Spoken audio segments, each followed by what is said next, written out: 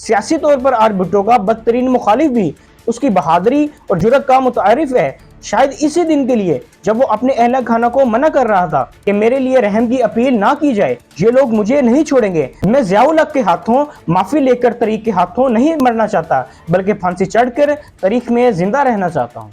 अस्सलाम वालेकुम, मेरा नाम है हसन अली खान और आप देख रहे हैं HK स्पीक्स।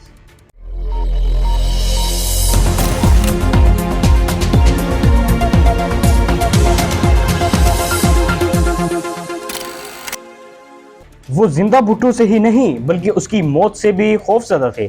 अपने ज़माने की PTV की मशहूर नामवर ब्रॉडकास्टर महापारा सफदर अपनी खुद नविश्त मेरा ज़माना मेरी कहानी में उस दिन PTV न्यूज़ रूम का अहवाल इस अंदाज में बयान करती हैं कि ये अंदाज़ा लगाना मुश्किल नहीं था कि फौजी हुक्मरान किस तरह भुट्टो की फांसी के बाद भी उसकी मौत से खौफजदा थे और ये वक्त उनके लिए इंतहाई कदरे मुश्किल था। मैं एक लंबे सफर के बाद घर पहुंची तो PTV पर जाने की तैयारी कर रही थी। इतने में PTV न्यूज रूम के हमारे न्यूज प्रोड्यूसर का फोन आया जो खासी घबराहट में नजर आ रहे थे। उन्होंने मेरे से पूछा, क्या आप भुट्टो की मौत की खबर पढ़ लेंगी? मेरे इत्मीनान दिलाने पर उनकी तसल्ली नहीं हुई। फोन की घंटी बजी। इस मर्तबा खुद news controller Habibullah Farooqui line पर थे।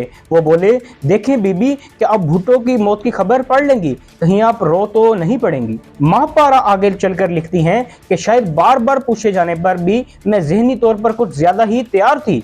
9 बजे की खबरनामे में मेरे साथ खालिद हबीब थे। उनको भी एहतियात की तंबीह की गई थी। खबरनामा शुरू हुआ तो मैंने सुर्खियां पढ़ी। खबर की तफसील खालिद हमीद ने खुद पढ़नी शुरू की, लेकिन चंद सतरें पढ़ने के बाद खालिद की आवाज़ हल्की सी लरस हुई, जैसे गले में फंदा सा पड़ गया। मुश्किल जुमला मुकम्मल किया। अगला जुमला शुरू करने में वक्फा इतना था कि जो महसूस किया गया। बहरहाल जैसे ही खबरनामा खत्म हुआ तो सबकी जान में जान आई। मेकअप रूम में खालिद कहने लगे, मैं तो मुश्किल से ये खबर पढ़ पाया। इसके साथ ही भुट्टो साहब की नमाज जनाजा पढ़ने की चंद सेकंड बाद कुछ फुटेज दिखाई गई जिसमें ताबूत बंद और चंद लम्हों के लिए उनका चेहरा भी दिखाया गया।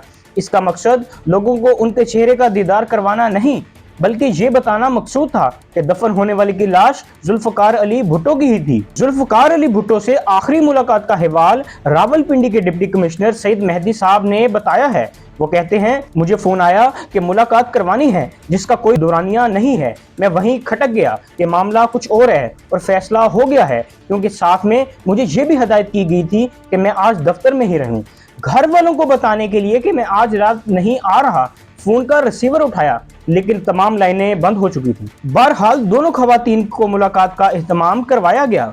उनका भी अंदाजा हो गया था। इस पूरी मुलाकात में बेगम साहिबा तो रोते रही, अलबत्ता भुट्टो इत्मीनान से बेटी को कुछ लिखवाते रहे। जहन का बोझ बाज़-औक़ात इंसान का ज़मीर जगा देता है। इस मुकदमे को जिसे ना आज अदलिया कबूल करने को तैयार है ना तारीख, गवाही अंदर से आई, जिसका इतराफ सिर्फ टीवी पर ही नहीं बल्कि तफसील से अपनी किताब में उस 7 रुकनी बेंच के जज मेमोरीज एंड रिफ्लेक्शन और बाद में चीफ जस्टिस बनने वाले जस्टिस नसीम हसन शाह ने किया।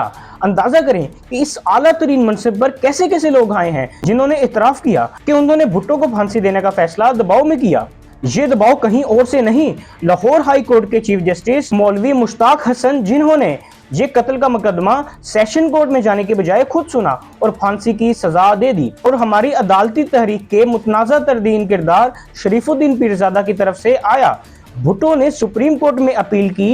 इस वक्त मैं एडहॉक जज था। इसके साथ वो मजीद लिखते हैं कि इस वजह से इसका इम्कान ना होने के बराबर था कि ये अपील मेरे सामने आए। ये बात अप्रैल 1978 के शुरू में ही मैं एक फंक्शन पर जाने की तैयारी कर रहा था कि मुझे बताया गया पंजाब हाई कोर्ट के चीफ जस्टिस मुश्ताक और अटॉर्नी जनरल शरीफुद्दीन पीरजादा तशरीफ लाए हैं। सलाम दुआ के बाद उन्होंने मुझे कहा कि आप एपीलेंट बेंच का हिस्सा बने। मैंने कहा, मैं एडहॉक जज हूँ, इसलिए ये दुरुस्त नहीं कि मैं इसका हिस्सा बनूं, मगर उन्होंने फिर मुझ पर जोर दिया। बहरहाल आगे जाकर उन्होंने लिखा कि बाद में चीफ जस्टिस ने फुल कोर्ट बेंच तश्कील दिया जो 9 जजेस पर मुश्तमिल था और वो 9वें जज के तौर पर बेंच का हिस्सा बने। जब अपील की समाअत शुरू हुई तो बेंच 9 रुकनी था और समाअत 30 जुलाई 1978 तक जारी थी। उसी दिन एक जज जस्टिस कैसर खान, जिनका ताल्लुक खैबर पख्तूनख्वा से था और बकौल चीफ जस्टिस नसीम हसन शाह के भुट्टो की अपील मंजूर करने के हक में थे, 65 साल मुकम्मल होने पर रिटायर हो गए। अब समाअत 8 रुकनी बेंच ने जारी रखी